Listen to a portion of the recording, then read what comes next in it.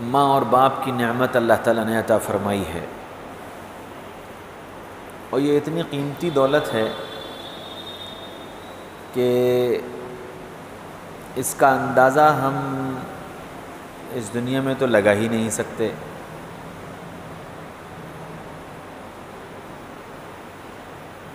اس نعمت کے عظیم ہونے کا اندازہ صرف اس بات سے لگا لیا جائے کہ اللہ تعالیٰ نے قرآن میں فرمایا وَقَضَىٰ رَبُّكَ أَلَّا تَعْبُدُوا إِلَّا إِيَّاهُ، اس بات کا فیصلہ کر دیا گیا کہ روئے زمین پر عبادت اور پوجا صرف اللہ کی ہوگی۔ پھر فوراً دوسرا جملہ جوڑا وَبِالْوَالِدَيْنِ إِحْسَانًا،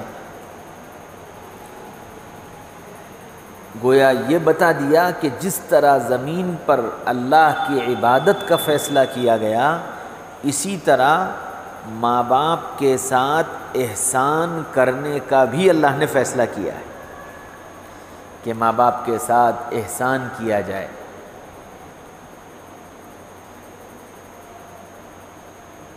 ایک ہوتا ہے انصاف اور ایک ہوتا ہے احسان۔ انصاف کہتے ہیں کسی نے مجھے 10 روپے دیے، بدلے میں میں نے 10 روپے دے دیے۔ کوئی ایک وقت میرے کام آیا، دوسرے وقت میں اس کے کام آ گیا۔ اس نے مجھے اپنے گھر بلایا، میں نے اسے اپنے گھر بلا لیا، اسے کہتے ہیں انصاف۔ قرآن کہہ رہا ہے کہ ماں باپ کے ساتھ احسان کا معاملہ کرو۔ پہلے تو یہ دیکھو کہ ماں باپ نے تمہارے لیے کیا کیا کیا۔ ماں باپ نے تمہارے لیے کیا کیا کیا، پہلے یہ سوچو۔ بھئی انصاف کا تقاضا یہ ہے کہ وہ جو کر چکے پہلے اتنا کرو، پھر اگلا ہے اسٹیپ احسان کا کہ اس سے آگے بڑھ کر کرنا۔ تو ماں باپ نے ہمارے ساتھ کتنا کیا، یہ اللہ کے نبی صلی اللہ علیہ وسلم کی ایک حدیث نے بتایا کہ ایک شخص آئے اور آ کر کہنے لگے کہ یا رسول اللہ، میں نے اپنی ماں کو اپنے وطن سے کندھے پر بٹھا کر مکہ مکرمہ تک کا سفر کیا، اور پھر مکے میں پورا حج کیا کندھے پہ بٹھا کر۔ مکہ مکرمہ سے منی گیا، عرفات گیا، مزدلفہ آیا، پھر واپس منی آیا، پھر مکہ آیا، پورا حج کندھے پر بٹھا کر کیا۔ کیا میں نے ماں کا حق ادا کر دیا؟ تو فرمایا کہ جب تیری پیدائش کا درد تیری ماں کو ہوا تھا اور اس پر تیری ماں کی زبان سے جو آہ نکلی تھی، ابھی اس کا بھی حق ادا نہیں ہوا۔ اب سوچو کہ ماں باپ نے ہمارے لیے کیا کیا کیا۔ پہلے جو انہوں نے کر دیا اتنا کر دو تو انصاف ہوگا۔ اور قرآن کیا کہہ رہا ہے؟ وَبِالْوَالِدَيْنِ إِحْسَانًا، کہ والدین کے ساتھ احسان کرنا، والدین کے ساتھ احسان کرنا۔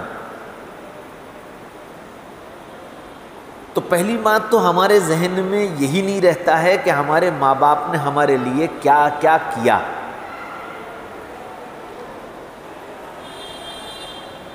ہم دنیا میں آئے تو کس طرح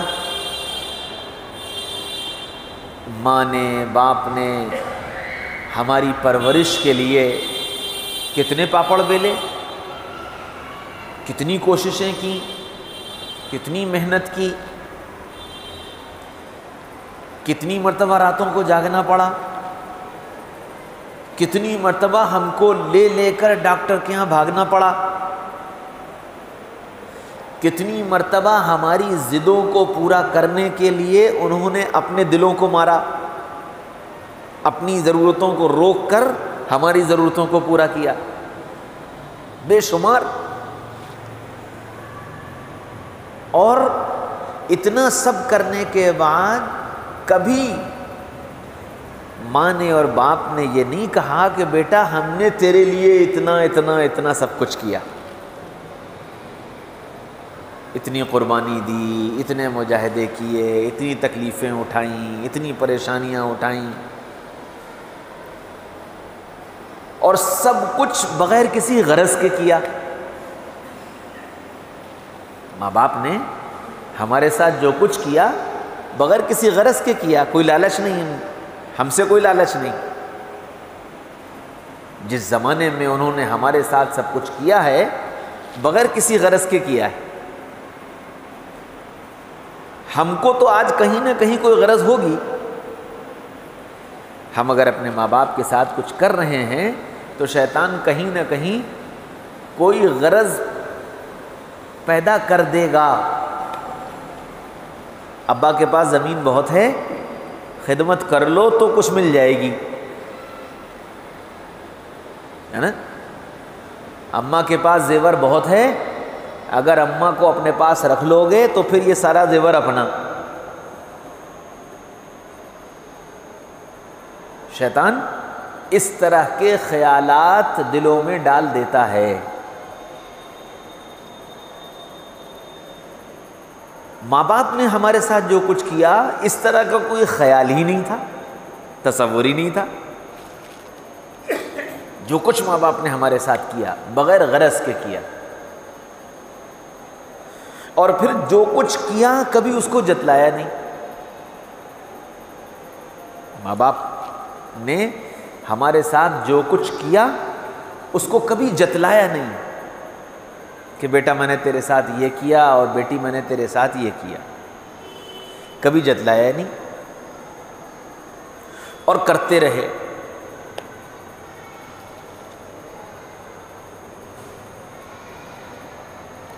پھر ہمارا حال اپنے ماں باپ کی باہوں میں یہ تھا کہ ہم بول بھی نہیں سکتے تھے،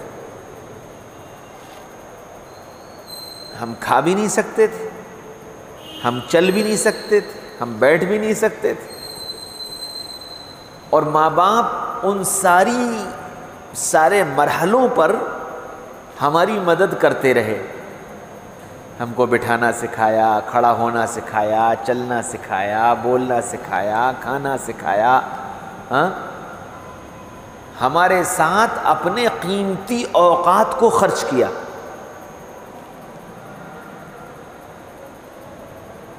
اب اس سب کو سوچتے جاؤ کہ ماں باپ یہ کر چکے ہیں. گرمی آئی، گرمی کے کپڑوں کا انتظام کیا. سردی آئی، سردی کے کپڑوں کا انتظام کیا. جس چیز کے کھانے کا دل چاہا اس کھانے کی چیز کا انتظام کیا، چاہے کیسے کیا. کتنی محنت اور مشقت کے بعد وہ چیز وہ حاصل کر سکے جس کی ہمیں چاہت تھی. لیکن ان ماں باپ نے اس محنت اور مشقت اور مجاہدے کے بعد وہ چیز حاصل کر کے ہم کو دی.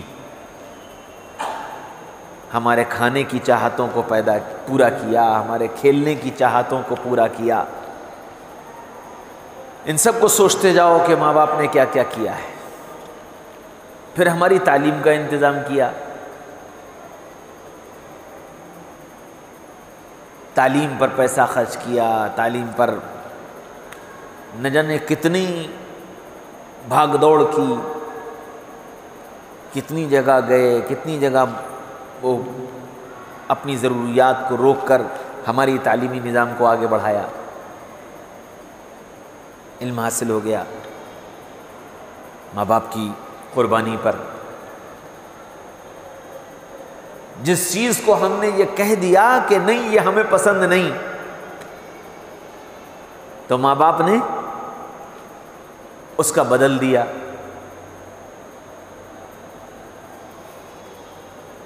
اور پھر کہ بھئی یہ میرے بیٹے کو پسند نہیں ہے، یہ کپڑا پسند نہیں، یہ کھانا پسند نہیں، یہ چیز پسند نہیں، تو اس کا بدل کہ بھئی جو پسند ہے وہ بنایا، جو پسند ہے وہ پہنایا۔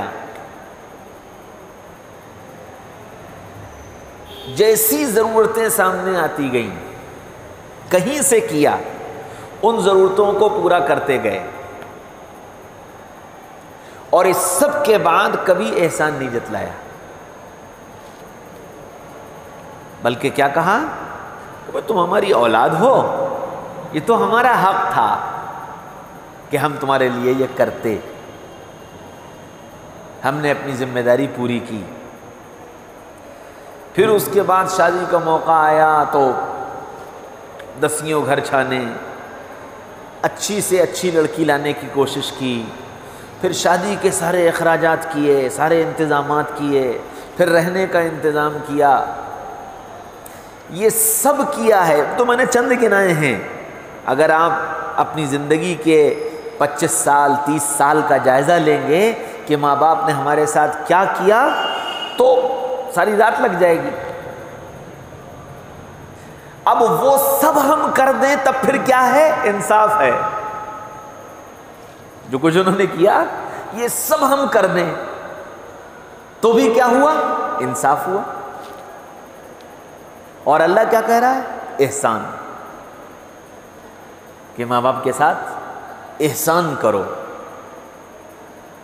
احسان کیا ہے؟ احسان یہ ہے کہ کوئی آدمی میرے گھر نہیں آیا اور میں 10 مرتبہ اس کے گھر جاؤں، کسی آدمی نے مجھے کچھ نہیں دیا اور میں 10 مرتبہ اسے دوں، کوئی آدمی میرے وقت پر کام نہیں آتا اور میں 10 مرتبہ اس کے وقت پر کام آ جاؤں، یہ ہے احسان۔ وہ آ گیا میں بھی چلا گیا، اس نے دے دیا میں نے بھی دے دیا، تو بدلہ کیا تم نے۔ قرآن مطالبہ کر رہا ہے کہ ماں باپ کے ساتھ احسان کرو۔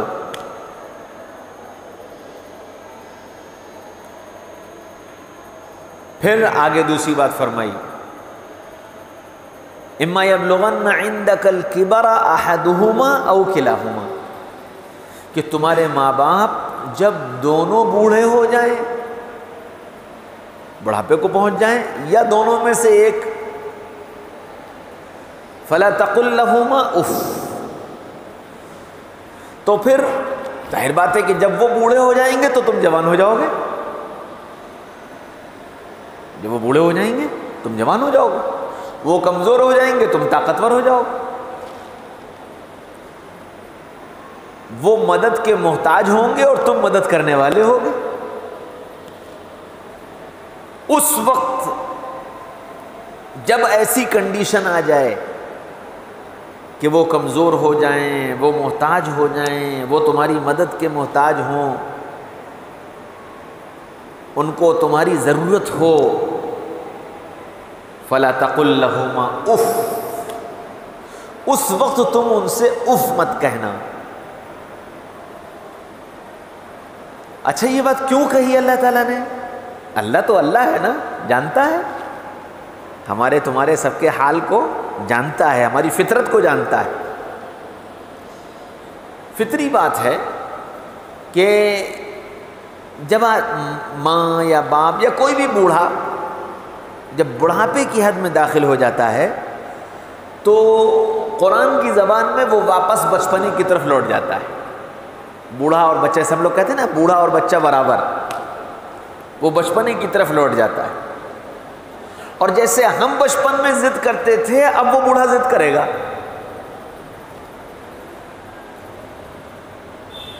جیسے ہم بچپن میں رات کے 2 بجے اٹھ کے رونا شروع کر دیتے تھے، رات کے 3 بجے اٹھ کے رونا شروع کر دیتے تھے، کبھی بھوک کا تقاضا، کبھی پیشاب کا تقاضا، کبھی کوئی تقاضا، کبھی کوئی تقاضا، نہ دن دیکھا، نہ رات دیکھی، نہ نیند دیکھی، نہ بھوک کھانا دیکھا، نہ کچھ نہیں دیکھا ہم نے، جو تقاضا پیدا ہوا اس کا اعلان کر دیا رو کر، چلا کر، چیخ کر۔ اور ماں باپ نے ان سارے تقاضوں کو چاہے جس وقت ہم نے کیا ان کو پورا کیا۔ اب یہ جو ماں باپ بوڑھے ہوں گے نا، یہ بھی یہی کریں گے، یہ بھی یہی کریں گے۔ رات کو 2 بجے آواز دے دیں گے، رات کو 1 بجے اٹھ کے بیٹھ جائیں گے، اب پیشاب کرنے جانا ہے، اب بھوک لگی ہے، اب دل گھبرا رہا ہے، اب باہر لے چلو، اب اندر لے کر آؤ، ہاں یہ سب ہوگا۔ اور فطرت کیا ہے؟ جھنجھلاہٹ۔ ایک آدمی سو رہا ہے، گہری نیند سو رہا ہے، اور اس گہری نیند میں سوتے ہوئے کو اٹھا کر یہ کہا جائے کہ پیشاب کرا دو۔ اچھا جی، ایک بار 15 منٹ کے بعد پھر کہ جی پھر پیشاب کرا دو،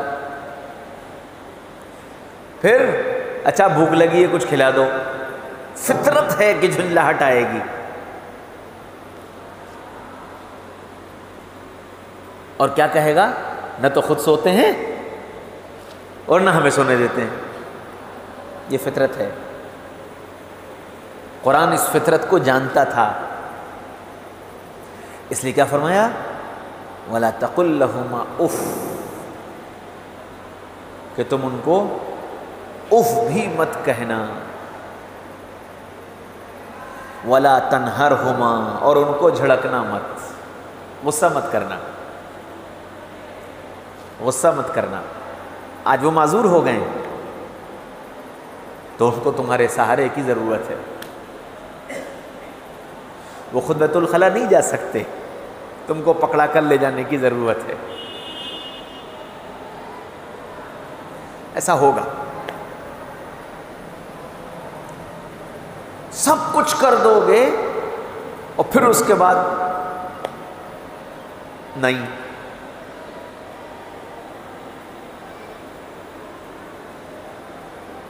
بھوک لگی ہے، رات کے 2 بجے، گھر والے سب سو رہے، اب کچھ کھانے کو دو۔ اب یہ بورچہ خانے میں تلاش کرتا پھر رہا ہے کیا کھلاؤں، بنانا بھی نہیں آتا، ڈھونڈ ڈھانڈ کر ایک بار ہو گیا، تھوڑی دیر کے بعد پھر بھوک لگی۔ تو بڑھاپا جب آئے گا، معذوری جب آئے گی تو یہ سب ہوگا۔ اس لیے قرآن نے شرط لگائی اما یبلغن عندک الکبر، جب بڑھاپے کو پہنچ جائیں، کیونکہ جب تک وہ خود جوان ہوں گے اور طاقت ان کے بازوؤں میں ہوگی اور ہمت ان کے بازوؤں میں ہوگی تو وہ تمہارے محتاج نہیں ہوں گے، وہ تو الٹی تمہاری ہی مدد کرتے رہیں گے، تمہارے ہی کام بناتے رہیں گے، ضرورت اس وقت پڑے گی۔ وَلَا تَقُلْ لَهُمَا اُفٍّ وَلَا تَنْهَرْهُمَا، ان کو جھڑکنا مت، اور کیا کرنا؟ وَقُلْ لَهُمَا قَوْلًا كَرِيمًا۔ یہ میرا اپنا ترجمہ ہے، قرآن میں شاید ترجمے کی جو اور کتابیں ہیں قرآن کے جو ترجمے کیے گئے ہیں دوسرے الفاظ کے ذریعے سے ترجمہ کیا گیا ہوگا، لیکن میں نے جو اس کا ترجمہ کیا ہے وَقُلْ لَهُمَا قَوْلًا كَرِيمًا، کہ پیار کی باتیں کرنا، پیار سے باتیں کرنا۔ ماں باپ سے جب اس مقام پر پہنچ جائیں تو ان سے پیار کی باتیں کرنا اور پیار سے باتیں کرنا، کیونکہ اس وقت ان کو اس کی سخت ضرورت ہوگی۔ جب ایسی معذوری اور مجبوری کی کیفیت ہو جائے گی تو ان کو اس کی اس وقت سخت ضرورت ہوگی کہ ان سے پیار کی بات کی جائے اور پیار سے بات کی جائے، ورنہ پیشانی پر تمہارے بل آئے گا اور ان کی آنکھوں سے آنسو بہیں گے، اور وہ بار بار پوچھیں گے، ناراض ہو گئے بیٹا، ناراض ہو گئے، بار بار پوچھیں گے، کیونکہ وہ معذور ہو چکے۔ تو ہماری تھوڑی سی بھی چہرے پر آئی شکن، ان کے دل کے اندر ایک خوف پیدا کر دے گی کہ میرا بچہ مجھ سے ناراض تو نہیں ہو گیا، کہیں یہ مجھے چھوڑ تو نہیں دے گا۔ اس لیے فرمایا قل لہما قولا کریما، پیار کی باتیں کرنا، پیار سے باتیں کرنا۔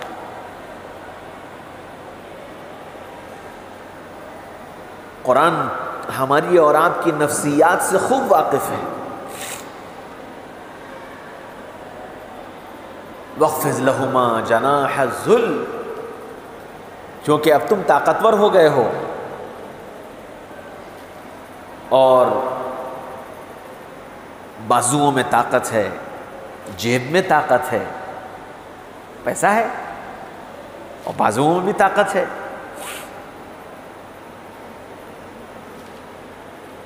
ہر چیز تم جیسے چاہتے ہو مینج کر رہے ہو، گھر کی زندگی کو تم چلا رہے ہو، اب اس مقام پر تم آ گئے ہو، اور وہ بچپنے کی طرف لوٹ گئے ہیں، معذور ہو گئے ہیں۔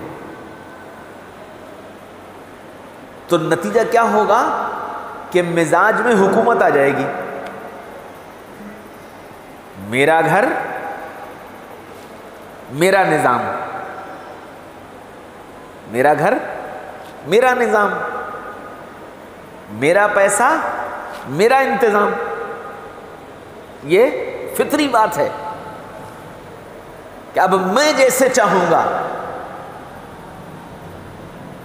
گھر ویسا ہوگا، میں جیسے چاہوں گا گھر کا کھانا پینا ویسا ہوگا، میں جیسے چاہوں گا گھر کا انتظام ویسے ہوگا، یہ ہوگا۔ تو قرآن کیا کہہ رہا ہے؟ وَاخْفِضْ لَهُمَا جَنَاحَ الذُّلِّ، کہ اپنے آپ کو اپنے ماں باپ کے سامنے اس طرح رکھنا۔ مفسرین کرام نے اس آیت کی تفسیر میں ایک مثال بیان کی ہے، اس طرح رکھنا جیسے ایک چڑیا اپنے بچے کو، جس بچے کو اڑنا نہیں آتا، اس بچے کو لا کر جب دانہ کھلاتی ہے تو وہ بچہ چونچ کھول کر اور اپنے بازوؤں کو ہلکے ہلکے ہلکے حرکت دے کر، اور جو اس کی طاقت ہوتی ہے اس طاقت کے بقدر یہ آواز لگاتی ہے کہ اماں اگر یہ دانہ تم میرے منہ میں لا کر نہ ڈالتی تو میں تو یہاں بھوکا مر جاتا، میں اتنا عاجز، اتنا بے بس کہ میں نہ اڑ سکتا نہ میں کھا سکتا۔ قرآن اولاد کو یہ حکم دے رہا ہے کہ ماں باپ کے سامنے اپنی طاقت کو، اپنے بازوؤں کو، اپنے زور کو اس طرح پست کر دو، اس طرح گرا دو جیسے ایک چڑیا کا بچہ اپنے ماں کے سامنے اپنی عاجزی اور اپنی بے بسی کو ظاہر کرتا ہے۔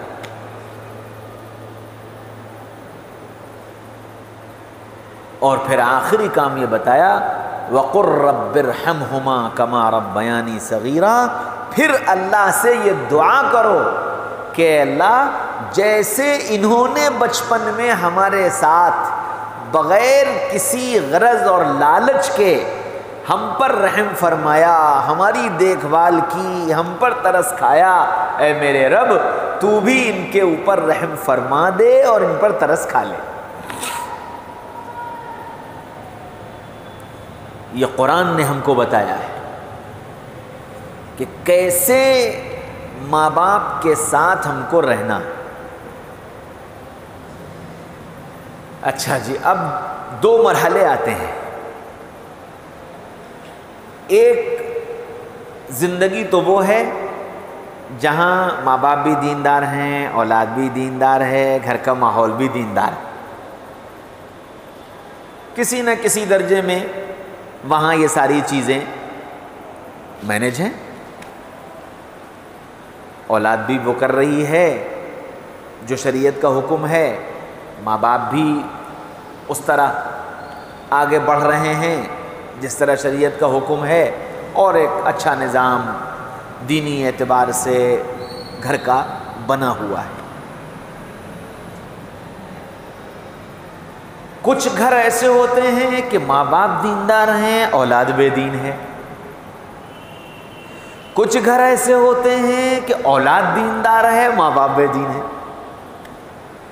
وہاں ٹکراؤ ہوتا ہے، وہاں ٹکراؤ ہوگا۔ اولاد دیندار ہو گئی لیکن ماں باپ کی زندگی میں دین نہیں آیا۔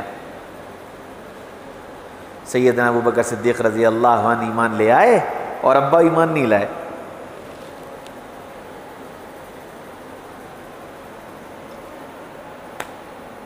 اور کتنا عرصہ کہ مکہ کے 13 سال گزر گئے،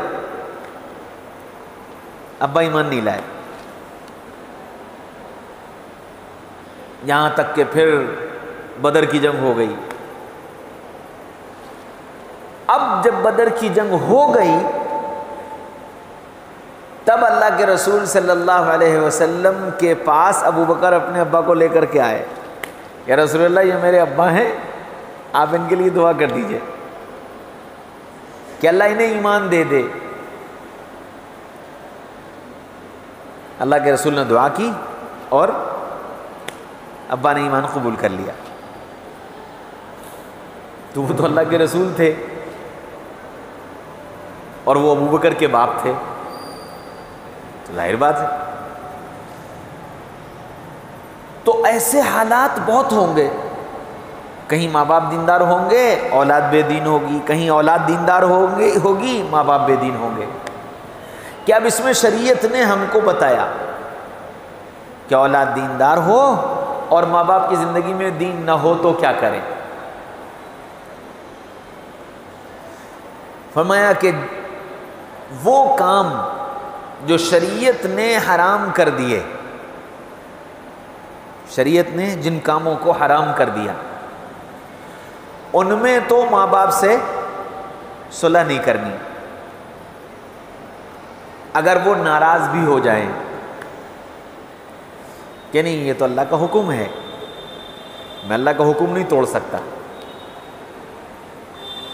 جن چیزوں میں شریعت نے اس چیز کو حرام نہیں کیا، ناجائز نہیں بتایا، لیکن تقوی کے خلاف ہے، یہاں شریعت نے حکم یہ دیا کہ یہاں ماں باپ کی رعایت کرو، ماں باپ کی بات کو سن لو۔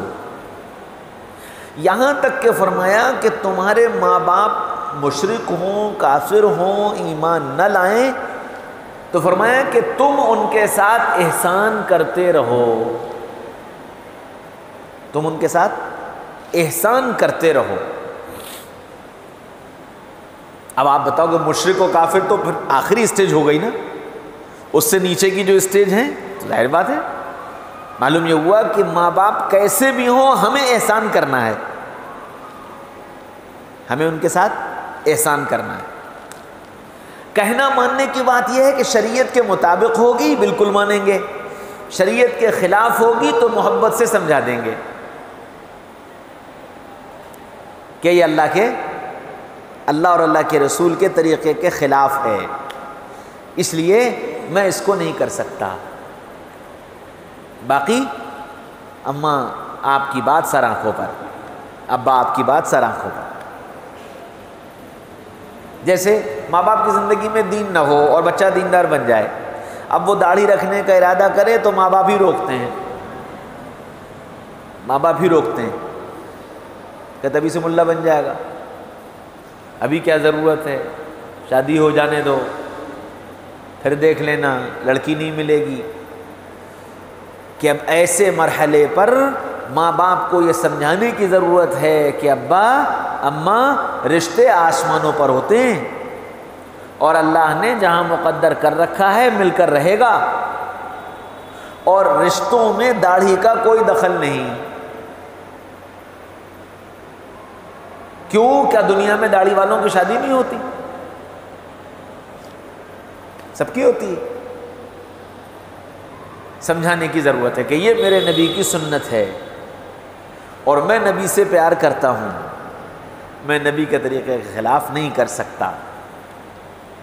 تو جن کاموں میں اللہ اور اس کے رسول کی ناراضگی ظاہر ہے ان کاموں میں ماں باپ کی اطاعت نہیں ہوگی، سمجھا دیا جائے گا، کرا وہ جائے گا جو اللہ اس کے رسول نے حکم دیا۔ اور جن کاموں میں اللہ کی ناراضگی نہیں ہے، گھریلو کام ہے، ان کاموں میں ماں باپ کی اطاعت کی جائے گی۔ اچھا، بعض مرتبہ کیس اور زیادہ بگڑ جاتا ہے، اور کیس بگڑ اتنا جاتا ہے کہ اگر اولاد دیندار ہو اور ماں باپ کی زندگی میں دین نہ ہو تو وہ اولاد پر ظلم و زیادتی شروع کر دیتے ہیں کہ اس پر ظلم کرو تو شاید یہ دین چھوڑ دے،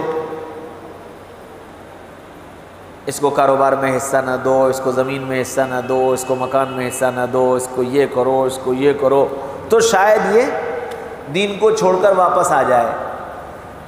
کہ اگر اس طرح کے حالات آئیں تو صبر کرے، اس طرح کے حالات آئیں تو صبر کرے کہ جی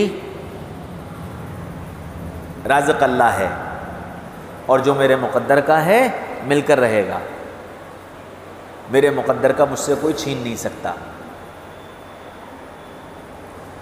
اپنی طرف سے احسان کرتا رہے، اس سب کے باوجود بھی اپنی طرف سے احسان کرتا رہے۔ ماں باپ کا اولاد پر حق، اولاد کا ماں باپ پر حق۔ اگر ماں باپ نے اولاد کا حق ادا نہیں کیا دین کے نہ جاننے کی بنیاد پر، تو اولاد اور اولاد کی زندگی میں دین آ گیا، تو اولاد کی ذمہ داری یہ ہے کہ وہ اپنا حق معاف کر دے، وہ اپنا حق معاف کر دے کہ نہیں جی ٹھیک ہے، آپ نے مجھے نہیں دیا، کوئی حرج نہیں، میرا کوئی آپ سے مطالبہ نہیں۔ کہ یہ ماں باپ پر اس کا احسان ہے کہ نہیں ہم کوئی مطالبہ نہیں کرتے۔ اور تجربے کاروں کا تجربہ یہ ہے کہ اللہ تعالیٰ نے چھوڑنے والے کو کبھی ناکام نہیں کیا، چھوڑنے والے کو کبھی ناکام نہیں کیا،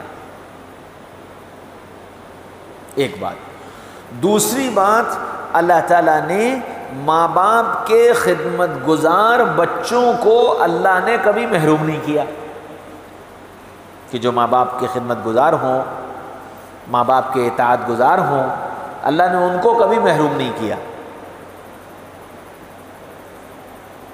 کہاں سے ہوگا، کیسے ہوگا، یہ وہ جانے۔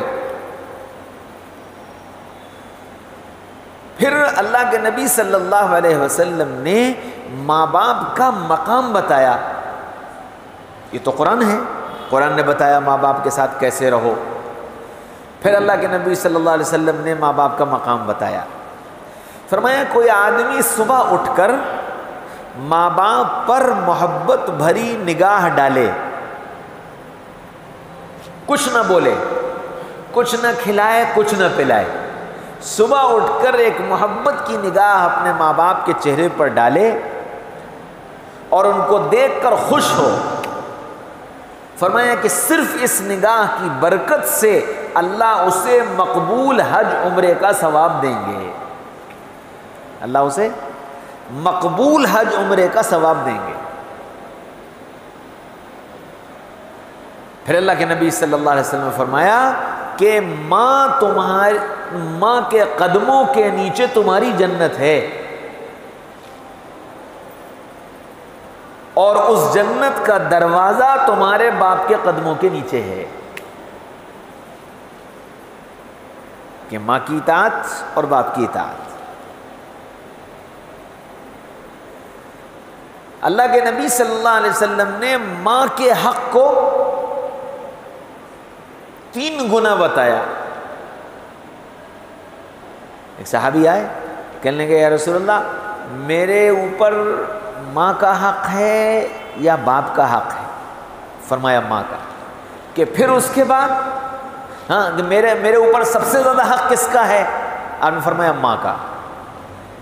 کہ پھر اس کے بعد کہ ماں کا، پھر اس کے بعد کہ ماں کا۔ پھر اس کے بعد کہ اور پھر باپ کا. تو 3 حصے ماں کے.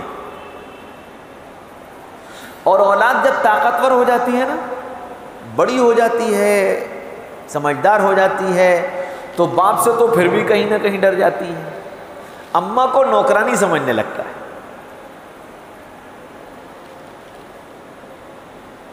اماں میری بنیان نہیں دھلی،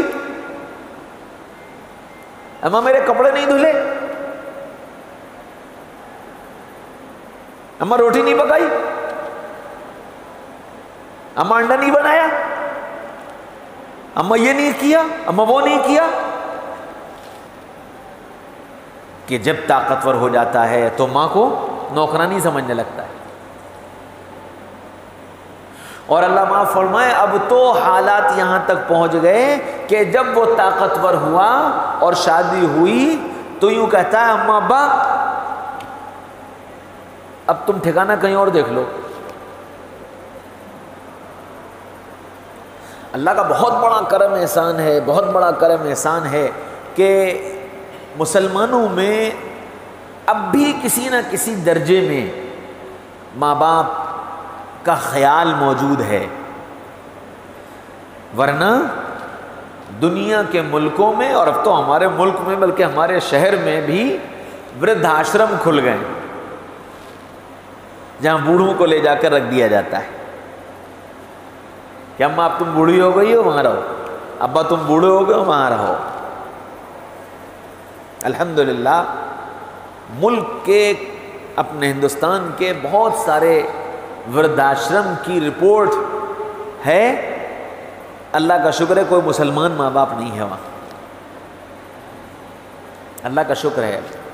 باقی اور دنیا میں کہاں کیا ہو رہا نہیں معلوم، لیکن اپنے ملک کی بتا رہا ہوں کہ بہت سارے جگہوں کے ورد آشرم کی یہ رپورٹ ہے کہ اللہ کا شکر ہے کہ وہاں کوئی مسلمان نہیں ہے.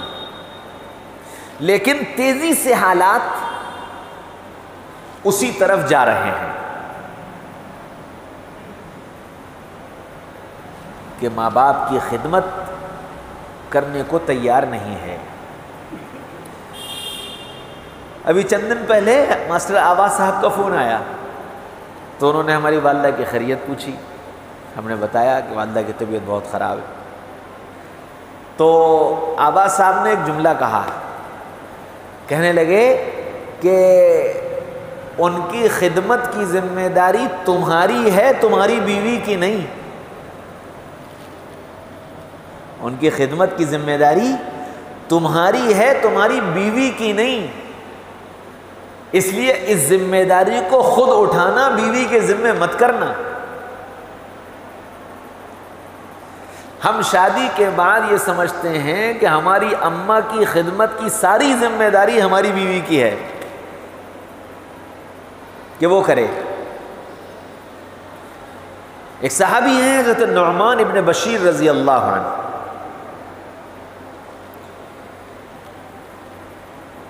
اللہ کے رسول صلی اللہ علیہ وسلم معراج میں تشریف لے گئے تو جنت سے جب گزر ہوا تو جنت میں قرآن پڑھنے کی آواز آ رہی تھی. اللہ کے رسول ٹھہرے اور جنت میں دیکھا، نظر کوئی نہیں آیا، قرآن پڑھنے کی آواز آ رہی تھی. تو جبریل سے پوچھا کہ جبریل یہ قرآن کون پڑھ رہا ہے؟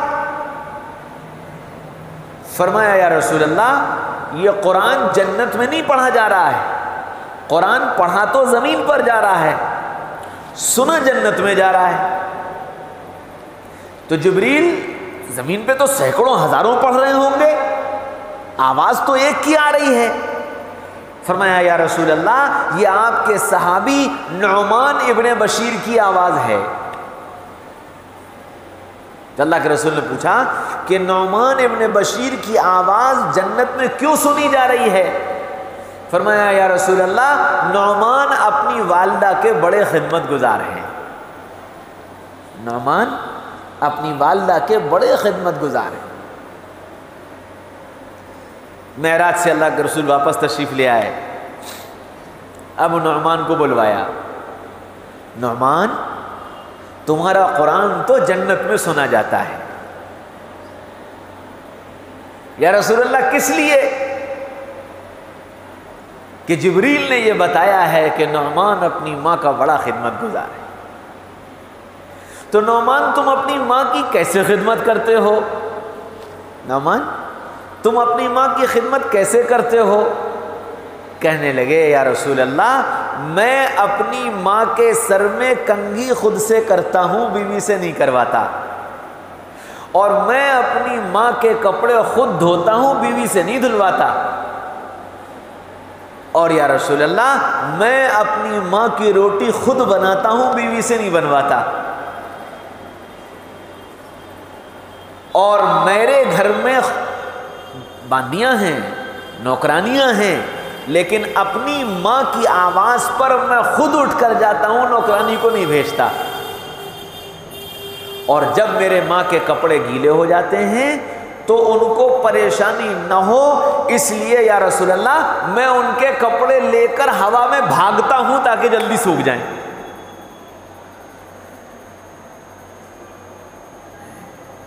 اتنی بڑی دولت ہے۔ میں نے شاید پہلے بھی سنایا تھا کہ موسیٰ علیہ السلام کے اللہ کے دوست تھے، اللہ سے باتیں کیا کرتے تھے، تو ایک دن ناز میں آ کر کہنے لگے اللہ جنت میں میرا ساتھی کون ہوگا، مجھے دنیا میں اس سے ملا دے، جنت میں میرا ساتھی کون ہوگا مجھے دنیا میں اس سے ملا دے۔ اللہ نے کہا اچھا، فرمایا فلاں بستی میں چلے جاؤ، وہاں ایک گوشت بیچنے والا تمہارا ساتھی ہے۔ اب موسیٰ علیہ السلام بڑے حیران کہ میں کلیم اللہ، اللہ کا نبی، اور وہ گوشت بیچنے والا وہ میرا جنت کا ساتھی۔ بہرحال اللہ نے بتایا تو چلے گئے، بستی میں پہنچ گئے، اس کی دکان پہ پہنچ گئے تو وہ دکان میں بیٹھا ہوا اپنا گوشت کاٹ رہا تھا اور گاہکوں کو دے رہا تھا۔ جب سب گاہک نمٹ گئے تھوڑا سا گوشت بچا، اس نے اٹھا کے تھیلے میں ڈال لیا اور کپڑے بدلے، دکان میں تالا لگایا اور تھیلا لے کر چل دیا۔ موسیٰ علیہ السلام نے سلام کیا، اس نے جواب دیا، انہوں نے کہا جی میں مسافر ہوں، کیا تم آج رات مجھے اپنے یہاں ٹھہراؤ گے؟ کہ جی بسم اللہ۔ وہ اپنے گھر لے کے چلا گیا۔